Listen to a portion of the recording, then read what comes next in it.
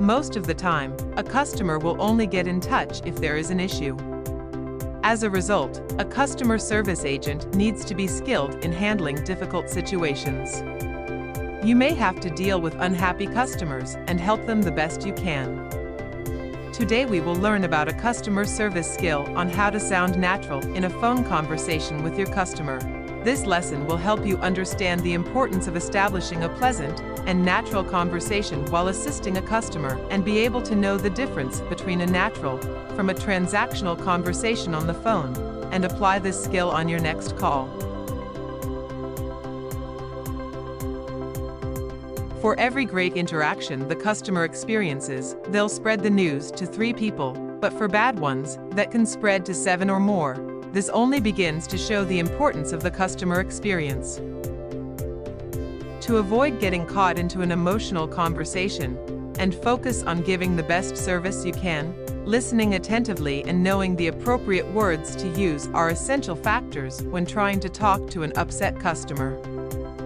In order to provide your customers with best-in-class service, you should be able to talk to them in a way that comes across as natural as possible.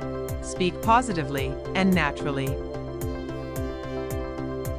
An essential factor in establishing good communication with a customer is the ability to interact in a conversational manner, rather than sounding transactional. Positive scripting is much more helpful to your customer instead of offering quick fixes to their problem. With careful responses that sound sincere, which leads to empathy, your customers will tend to be more cooperative in coming up with a solution for their situation. Another factor in being conversational is actively listening. Good listening is much more than being silent while the other person talks. On the contrary, people perceive the best listeners as those who usually ask questions that promote discovery and insight.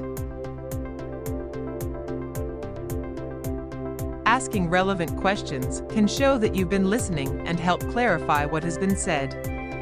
If you're not sure if you've understood correctly, wait until the speaker pauses. Sitting there silently does not provide sure evidence that a person is listening, but asking a good question tells the speaker the listener has not only heard what was said, but has understood it well enough to want additional information. Let's listen to a phone conversation and observe how the agent applied speaking positively and listening attentively.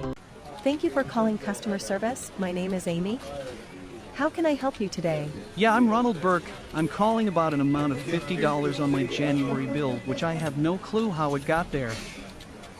I'll look into your account and see why you were billed with this, okay?